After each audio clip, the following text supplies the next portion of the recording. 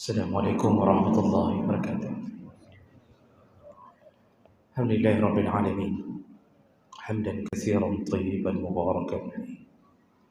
Asyhadu an la ilaha illallah wahdahu la syarika lah wa asyhadu anna Muhammadan 'abduhu wa rasuluhul karim. Allahumma shalli wa sallim ala nabiyyina wa sayyidina al-Mustafa Muhammadin wa ala alihi wa ashabihi ajma'in. Amma ba'd. Rabbi shrah li sadri wa yassir li amri wahlul 'uqdatam min lisani yafqahu qawli. Segala puji bagi Allah, kemudian salawat dan salam pada Rasulullah, pada keluarga dan seluruh sahabat-sahabatnya. Jamaah salat maghrib, bapak-bapak dan ibu-ibu yang Allah muliakan, insyaallah kita sambung pembahasan masih tentang adab-adab berdoa. Di pertemuan kita yang lalu kita sudah bahas panjang lebar tentang di antara tempat yang disunnahkan berdoa adalah berdoa untuk orang yang telah berbuat baik untuk kita, orang yang telah memberi kebaikan untuk kita. Maka ucapkanlah sebaik-baiknya cara berterima kasih dengan kalimah yang diajarkan oleh Nabi, yaitu jazakallahu khairan atau jazakumullahu khairan. Semoga Allah membalas kebaikanmu dengan yang lebih baik.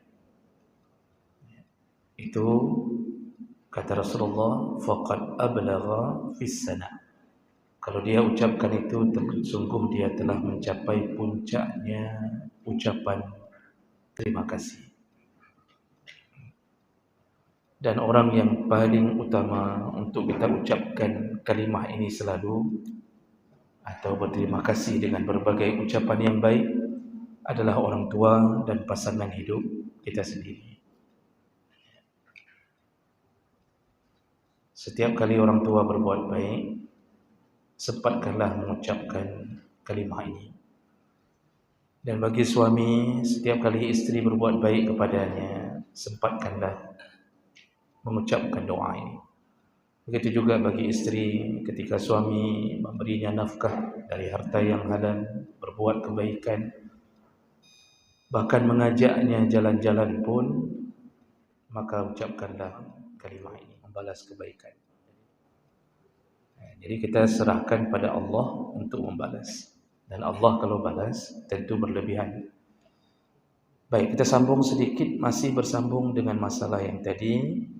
Bagaimana kalau orang kafir yang berbuat baik? Nah, para ulama menyebutkan, di antaranya Imam Nawawi menyebutkan dalam kitab Al-Azkar, ya'lam annahu la yajuzu ay yud'a lahu ay azimmi bil maghfirah wa ma ashbahaha mimma la yuqal lil kuffar. Jadi Imam Nawawi ingin mengatakan, kalau berdoa untuk orang kafir dibolehkan, yajuzu ay yud'a lahu bil hidayah was-sihhah al-badan wal afiyah. Jadi boleh berdoa membalas kebaikan orang kafir dengan doa kita, tapi doanya semoga Allah memberi hidayah dan semoga Allah memberi kesehatan badan, sehat rohani. Sekedar itu yang dibolehkan, dan itu pun untuk yang kafir zimmi. Jadi bukan kafir harbi. Kafir zimmi, kafir yang tinggal di negara Islam dan taat pada ketentuan negara Islam dan mereka membayar pajak. Ini termasuk kafir yang tidak berbuat onar, tidak memusuhi umat Islam. Maka ketika mereka berbuat baik, boleh doakan untuk mereka, tapi lebih kepada doa hidayah. Dan tidak boleh mendoakan mereka bil maghfirah. Tidak boleh mendoakan mereka untuk diberi ampunan di atas kekafiran mereka. Wa ma asbahaha, atau yang mirip-mirip dengan itu. Jadi enggak boleh memohon ampun kepada Allah untuk orang kafir di atas kebaikan yang mereka buat kepada kita. Karena Allah tidak akan mengampunkan orang-orang yang hidup dalam kesyirikan sampai mati. Nabi SAW pernah melakukannya. Dalam hadis dari Anas bin Malik radhiyallahu anhu, istasqa Nabi SAW. Jadi Anas bin Malik berkata, pernah pada satu hari ada seorang fasaqahu Yahudi. Jadi ketika Nabi sedang kehausan, meminta diberikan minuman, ternyata yang memberikan minuman kepada beliau adalah Yahudi, seseorang Yahudi. Faqala lahu Nabi, gitu Nabi dapatkan minuman darinya. Lalu Nabi berkata, jammalakallah, semoga Allah memperbagus keadaanmu atau penampilanmu. Jamal itu semoga Allah menampankan engkau, membuat engkau wajahmu menarik. Begitulah untuk fisik didoakan oleh Nabi. Fama ra'a asyaiba hatta mat. Semenjak didoakan oleh Nabi, orang Yahudi itu tidak pernah mendapatkan uban walaupun sudah tua sampai mati. Tidak ada ubannya. Jadi terus tampilannya bagus terus. Bukan bermakna bapak yang beruban tidak baik. Kita sudah bahas uban itu cahaya. Makanya makruh mencabut uban. Karena uban adalah cahaya dunia, karena dia menjadi pengingat bahwa kematian akan segera datang. Cahaya di akhirat, dalam tafsir hadis disebutkan bisa benar-benar Allah berikan cahaya. Jadi bercahaya ubannya. Makanya makruh mencabut uban. Nah, jadi ini salah satu hadis yang menyebutkan adanya doa Nabi kepada orang yang berbuat baik walaupun dia Yahudi.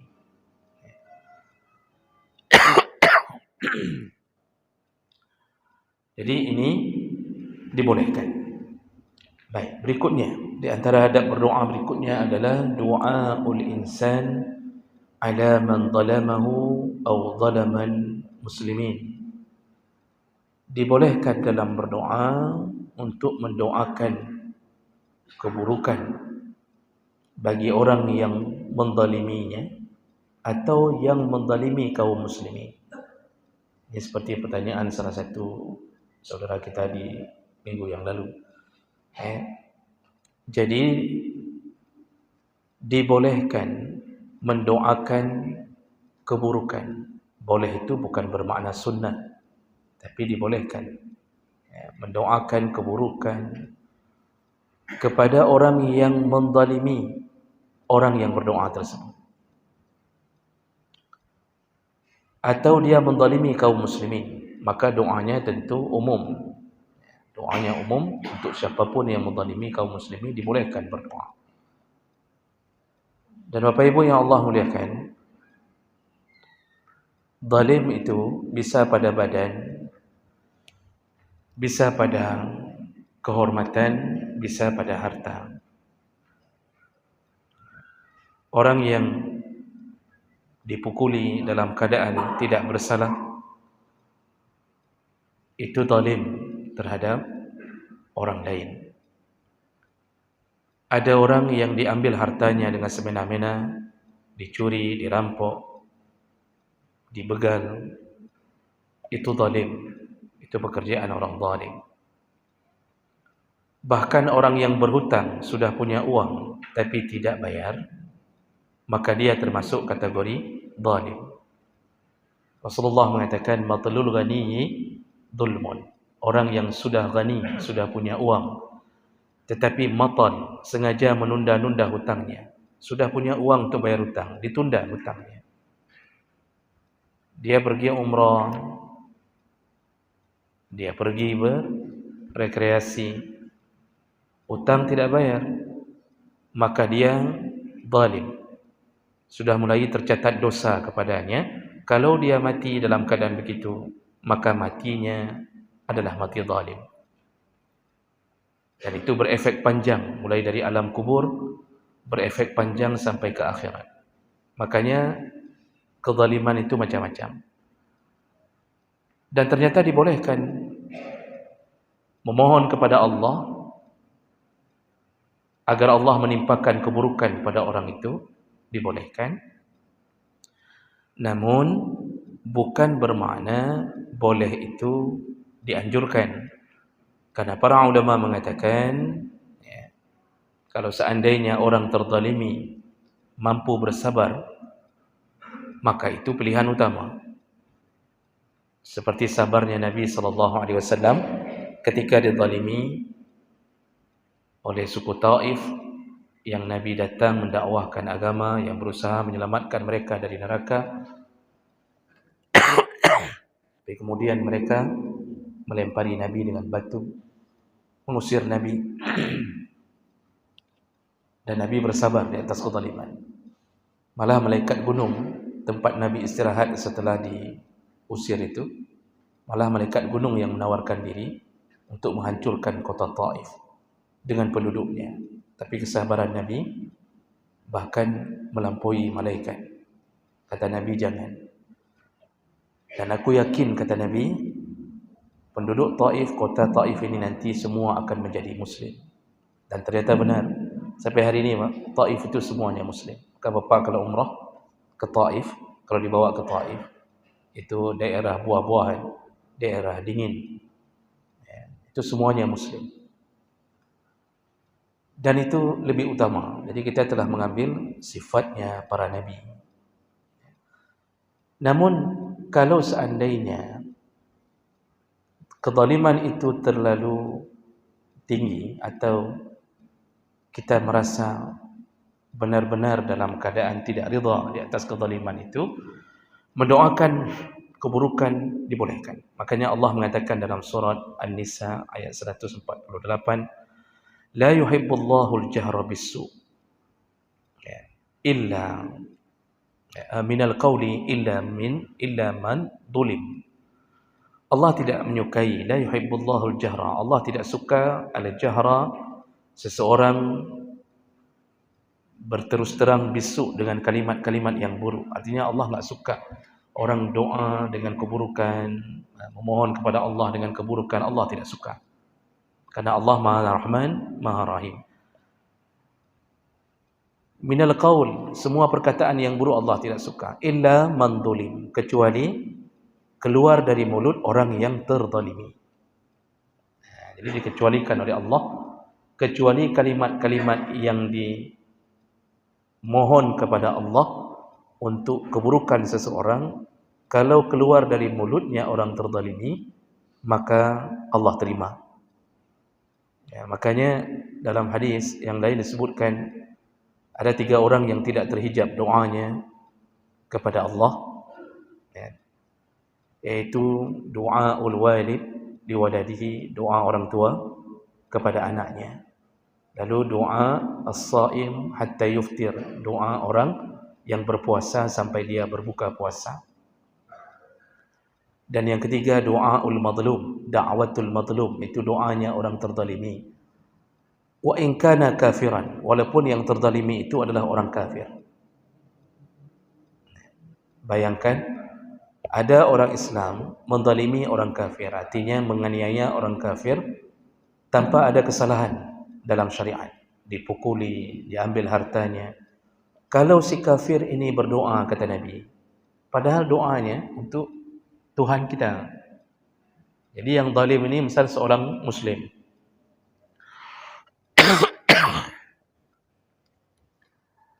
lalu si kafir berdoa kepada Tuhannya si Muslim, Tuhannya kita. Dia mengatakan, wahai Allah, Tuhannya orang zalim ini, laknatlah dia atau apalah untuknya, padahal dia kafir.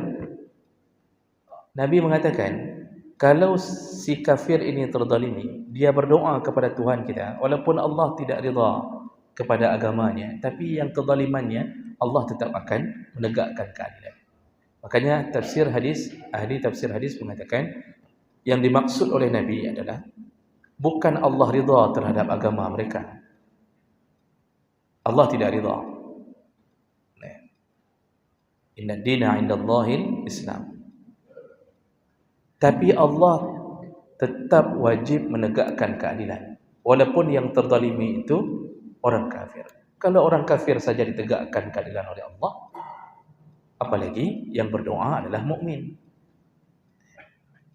Jadi tidak terhijab doa orang yang terzalimi. Jemaah maka Allah Subhanahu wa taala, Imam Al-Qurtubi menyebutkan ayat tadi, yaitu surah An-Nisa tadi, allazi yaqtadhihi dhahirul ayat anna lil madlum ay yantasira min zalimihi walakin ma'a iktisad in kana zalim mu'minan. Jadi dibolehkan, kata Imam Qurtubi, untuk memohon pertolongan dari Allah dari kezaliman seseorang dengan mendoakan keburukan kepada orang yang zalim itu, kalau yang zalim itu mukmin. Artinya masih boleh, walaupun tadi pilihannya lebih bagus sabar. Walakin wa in kana kafiran fa arsil lisanaka wad'u bima syi'ta min al-halakah wa bi kulli du'a. Tapi kalau orang zalim itu adalah orang kafir, yang zalim itu kafir, dizalimi orang mukmin, ya, seperti kasus pembantaian orang-orang mukmin di India, di Rohingya di awal-awalnya. Maka Imam Qurtubi mengatakan, dan ini sesuai dengan apa yang disebutkan oleh Imam Hasan Al-Basri, doakanlah apapun yang engkau minta kepada Allah. Kalau yang zalim itu orang kafir, berdoalah suka-suka engkau, ya, wad'u bima syi'ta. Bahkan walaupun engkau mendoakan al-halakah, iaitu kebinasaan pada mereka. Jadi makanya kita mengenal qunut nazilah. Ya, salah satu tempat dan waktu untuk lakukan qunut nazilah ketika sedang terzalimi oleh orang-orang kafir. Dan ini pernah dilakukan oleh Nabi yang menjadi penyebab adanya qunut nazilah. Jadi di masa Nabi SAW, Nabi ini kan orang yang paling beradab, orang yang paling lembut, paling lembut. Bahkan Allah memberi rekomendasi dalam surat Al-Qalam, wa innaka la'ala khuluqin azim. Muhammad, engkaulah manusia yang paling baik akhlaknya di antara semua makhluk. Allah saja merekomendasi ciptaannya sendiri bahwa Muhammadlah manusia terbaik di antara semua makhluk. Baik sekali Nabi ini.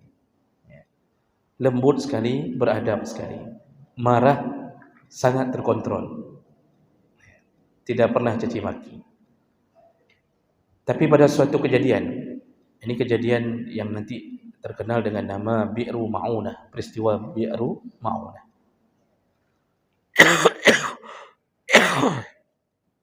Jadi ada beberapa suku bermohon pada Nabi SAW. Jadi suku ini belum Islam, orang kafir. Mereka mengirimkan surat, mengirimkan utusan pada Nabi agar mengirimkan beberapa sahabat untuk mengislamkan mereka atau mengenalkan mereka Islam. Tentu undangan ini sangat disambut gembira oleh Nabi. Berarti ada keinginan masuk Islam. Jadi pemimpin suku ini mengatakan, wahai Muhammad, kirimkanlah beberapa sahabatmu untuk mengajarkan kami tentang Islam. Nabi senang sekali. Saking senangnya, dalam riwayat disebutkan Nabi kirimkan 70 Al-Qurra, 70 sahabat penghafal Quran. Dulu kalau orang hafal Quran, sahabat, itu benar-benar hafal, faham, dan ahli syariat di dalamnya. Hari ini kan penghafal Quran sudah 30 juz. Kita tanya tafsir dari ayat terpendek saja kadang-kadang bingung. Ada yang tidak ada basic bahasa Arab sama sekali sehingga tidak tahu. Walaupun hafal Quran itu baik, tapi levelnya berbeda. Jadi sahabat yang dikirimkan sahabat terbaik 70 orang yang hafal Quran dan bisa mengajarkan agama. Dan ternyata terjadi pengkhianatan. Begitu 70 orang ini berada di satu daerah bernama Bi'ru Ma'unah, di situ ternyata dihadang oleh orang yang mengundangnya. Jadi dihadang oleh ratusan orang, akhirnya 70 orang ini dibantai habis. Dibunuh di situ. Jadi satu orang yang selamat melarikan diri, pulang ke Madinah, kasih tahu Nabi, yang lain sudah dibantai. Lalu kemudian ketika Nabi mendengarkan berita itu, Nabi begitu sedihnya karena yang dia kirim orang-orang terbaik dan ternyata semua dibunuh. Lalu Nabi berdoa kepada Allah, Allahumma ushdud wata'ataka ala mudar. Ya Allah, keraskan hukuman, jatuhkan hukuman dan keraskanlah hukuman di atas kelompok Mudar ini. Di Mudar ini nama kelompok mereka, ada yang mengatakan yang memberi mudarat ini, kelompok yang memberi mudarat. Lalu Nabi sambung, Allahumma ja'alha alaihim sinin kasinni Yusuf. Buatlah tempat mereka, kampung mereka mengalami musim kekeringan seperti panjangnya musim kering di masa Nabi Yusuf AS. Jadi Nabi marah sekali sampai Nabi memohon kepada Allah, nepabih ya Allah, hancurkan ya Allah, keraskan hukumanmu ya Allah, luluh lantakkan ya Allah. Kalau bahasa Inggrisnya, nepegat urungnya berbabah kira di mendung ya Allah, babas kira semuanya. Begitu Nabi, saking sedih dan marahnya Nabi. Lalu Nabi sampai berdoa, buat kampung mereka, buat kecamatan itu, buat tempat itu ya Allah, kekeringan yang panjang seperti keringnya di masa Nabi Yusuf. Nabi Yusuf kan 7 periode kering itu. Enggak hujan-hujan sampai 7 tahun. Jadi begitu doa Nabi. Dari situlah kemudian dianjurkan atau dibolehkan membaca doa qunut nazilah kepada kezaliman orang-orang kafir. Itu suka-suka. Kalau ke orang kafir itu suka-suka, maka dalam qunut nazilah itu kan doa hancurkan, binasakan ya Allah, porak-porandakan.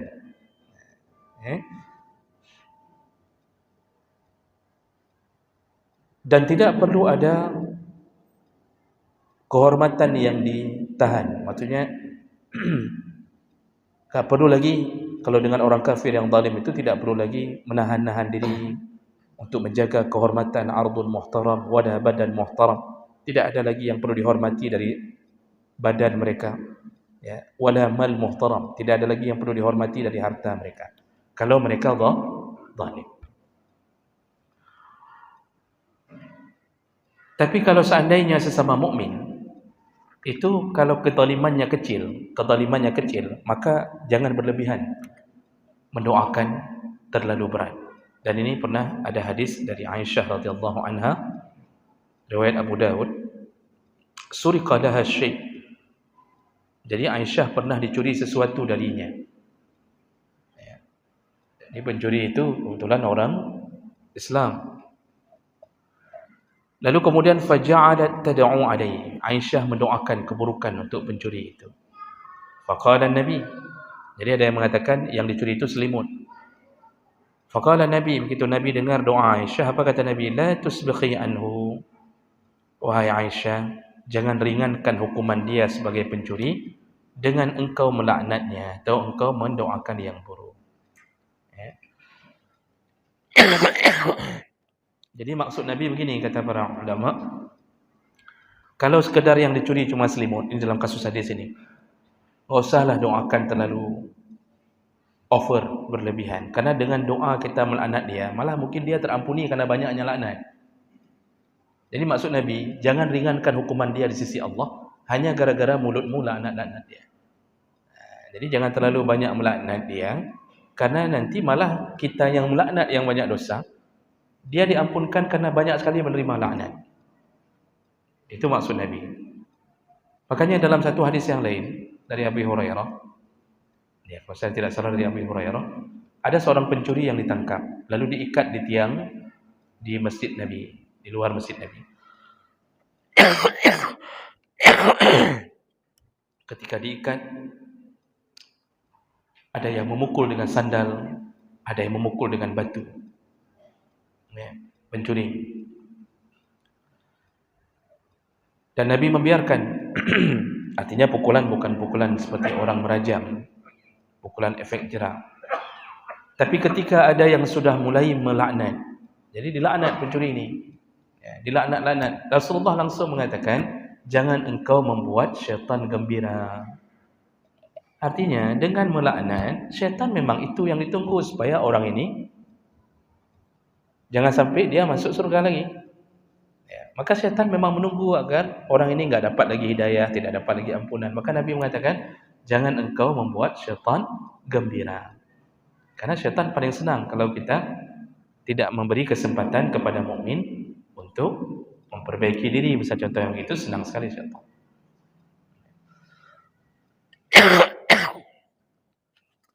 Jadi itu kalau model kejahatannya masih lumayan bisa ditolerir. Nah, kemudian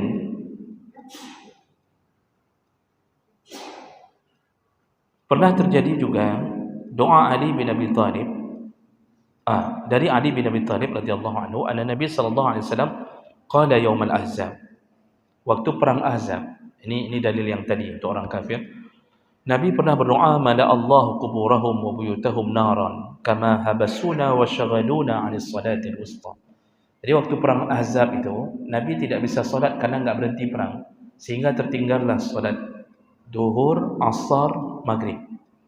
Nanti diqadha sama Nabi langsung setelah solat Isya, ketiga solat itu dalam hadis. Jadi Nabi berdoa, semoga Allah memenuhi kuburan-kuburan mereka ini, yaitu orang-orang kafir ini, dengan api, sebagaimana mereka telah menahan kita dan menyibukkan kita sehingga kita tertinggal salat asar. Jadi ini hadis yang menyebutkan bahwa Nabi pernah juga berdoa kepada orang kafir dengan doa yang suka-suka Nabi. Lalu kemudian kepada orang yang sombong dari kalangan muslim, kalau sombong itu kan dosa besar. Artinya kesombongan itu di antara puncaknya dosa. Pernah pada suatu hari, ana rajulan akala bishimalihi 'inda Rasulillah sallallahu alaihi wasallam. Pada suatu hari ada seorang laki-laki memakan dengan tangan kiri. Jadi dia makan dengan tangan kiri di hadapan Nabi sallallahu alaihi wasallam. Faqal, Nabi ketika melihat itu mengatakan, kul bi yaminik, makanlah dengan tangan kananmu. Qala, lalu dia berkata, la astati'. Nabi menjawab, la astata'ta ma mana'ahu ila al-kibar. Jadi orang tadi melemehkan permintaan Nabi. Dia mengatakan, saya enggak sanggup angkat tangan kanan. Padahal tangan kanannya itu sanggup diangkat. Dia ingin meremehkan Nabi. Dia bilang, saya tidak sanggup angkat tangan kanan. Akhirnya Nabi mengatakan, baik, kalau begitu mulai sekarang engkau tidak akan bisa lagi angkat tangan kanan. Tangan kananmu akan lumpuh karena engkau sengaja tidak mengangkat tangan kanan karena kesombongan. Lalu kemudian apa yang terjadi? Fama rafa'aha ila fi. Semenjak itu lumpuhlah tangan kanannya, tidak bisa lagi diangkat untuk menuju ke mulutnya. Itu kan doa Nabi, ya. Engkau akan lumpuh, kata Nabi. Itu doa Nabi untuk orang sombong. Jadi makanya orang-orang sombong itu termasuk salah satu dosa-dosa yang paling banyak terjadi di kalangan kaum muslimin. Nabi padahal sudah mengatakan, la yadkhulul jannah man kana fi qalbihi misqala habatin minal kibar. Tidak akan masuk surga orang yang di dalam hatinya ada sebutir biji sawi, atau sebesar biji sawi dari kesombongan. Sebesar biji sawi sombong, mati tidak taubat, maka akan haram baginya surga. Dan Imam Az-Zahabi dalam kitab Al-Kabair mengatakan seburuk-buruknya penyakit ini ketika menempel pada orang alim. Pada orang alim. Karena orang alim itu selayaknya dengan ilmunya semakin merendah. Orang makin seperti padi kata orang, makin berisi makin merunduk. Tapi dia semakin alim, semakin banyak bacaannya, semakin banyak tahu, semakin sombong. Makanya duduknya sombong pada orang alim itu seburuk-buruknya sombong. Orang kaya sombong tidak alim wajar. Tidak alim, kaya wajar, dia pati wajar, acik ka bangai ro kemudian. Orang bangai sombong itu agak kurang ajar sikit. Udah bangai sombong lagi kan. Kalau pintar sombong, itu juga wajar. Arti wajar bukan boleh sombong. Dia sombongnya karena merasa pintar. Tapi orang alim sombong itu tidak wajar. Tidak wajar. Baik, itu di antara doa Nabi. Kemudian orang-orang yang memfitnah orang lain. Jadi kezalimannya seperti memfitnah orang, menjatuhkan orang, ya. Itu bahkan doanya disesuaikan dengan dosa-dosa yang dia lakukan. Ini ada satu hadis dari Jabir bin Samrah, saya bacakan terjemahannya saja. Ya, saya terjemahkan saja. Jadi ada seseorang dari ahlu Kufah yang mengadukan Sa'ad bin Abi Waqqas kepada Umar bin Khattab. Jadi Sa'ad bin Abi Waqqas waktu itu gubernurnya Kufah. Umar bin Khattab presiden di Madinah. Jadi diadukanlah Sa'ad bin Abi Waqqas tentang keburukan-keburukannya, diadukan oleh salah satu penduduk Kufah. Maka Umar kemudian memberhentikan Sa'ad bin Abi Waqqas untuk sementara karena dapat laporan seperti itu. Lalu kemudian dikirimlah utusan kepada penduduk Kufah untuk mengetahui bertabayun apakah benar laporan itu. Ini Sa'ad bin Waqqas sudah berhenti sebentar dari jabatannya. Lalu kemudian ditanyalah dari masjid ke masjid, ditanya daripada setiap orang. Ternyata rata-rata semua orang yasnuna ma'rufan. Semua orang memuji-muji kebaikan Sa'ad bin Abi Waqqas. Sampai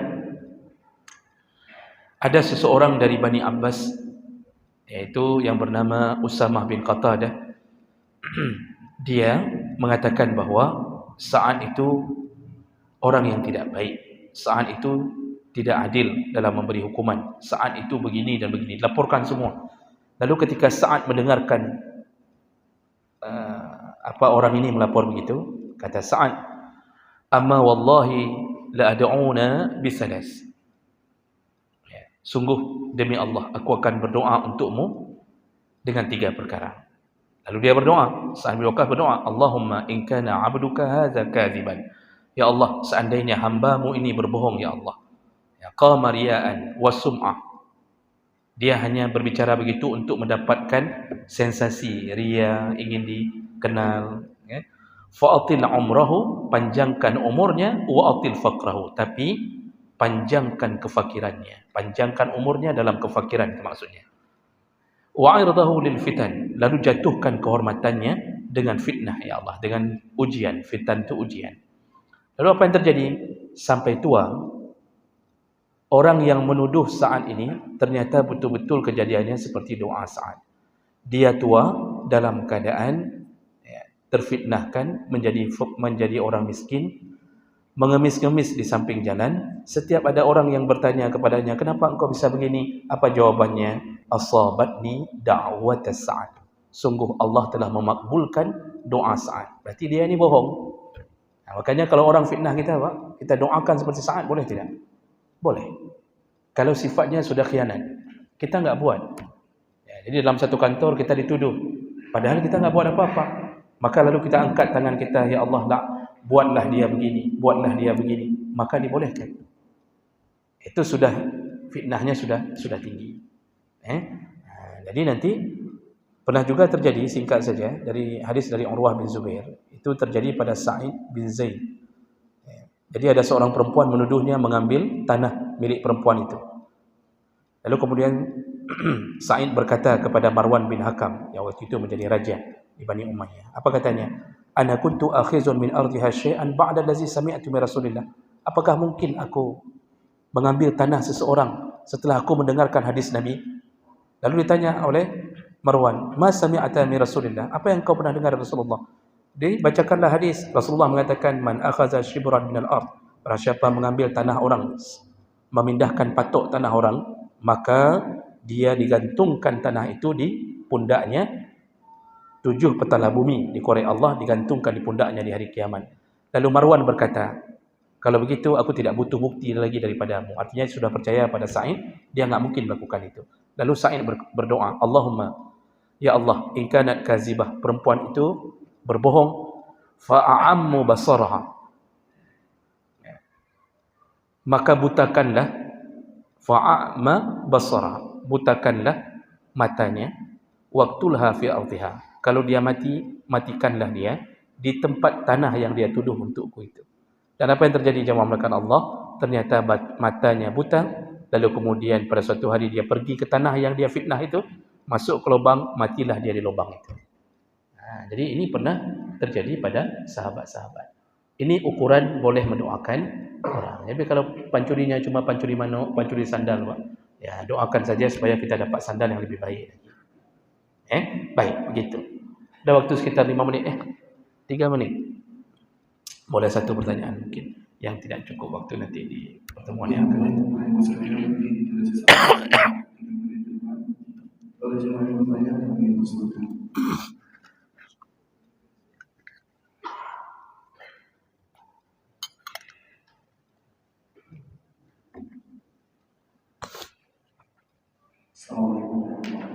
Waalaikumsalam. Ada orang non-muslim Ustaz, dia setiap minggu memasukkan uang ke channel masjid. Kadang-kadang jumpa dengan kita nggak tahu mau bilang apa. Kita bilang terima kasih. Apakah itu uang itu sumbangan, sedekah atau hadiah? Assalamualaikum warahmatullahi wabarakatuh. Waalaikumsalam warahmatullahi wabarakatuh. Ada orang kafir atau bahasa yang digunakan di kita non-muslim. Sebenarnya non-muslimnya kafir. Non-muslim kafir. Saya pernah katakan kafara itu artinya yang menutup. Disebut kafir oleh Allah. Yang bilang kafir itu Allah. Allah yang Maha Pengasih Penyayang. Itu makhluknya yang dia bilang kafir, makhluk ciptaannya. Jadi sok-sokan orang hari ini mengatakan jangan bilang kafir, terlalu kasar. Allah yang bilang itu. Ya ayyuhalladzina kafaru, kata Allah. Jadi kan sok-sok lebih hebat daripada Allah. Ada orang kafir kasih sumbangan ke celeng kita atau kasih sumbangan ke masjid. Yang pertama, itu bentuknya hadiah. Bolehkah diterima? Boleh kalau sumbernya sumber yang halal.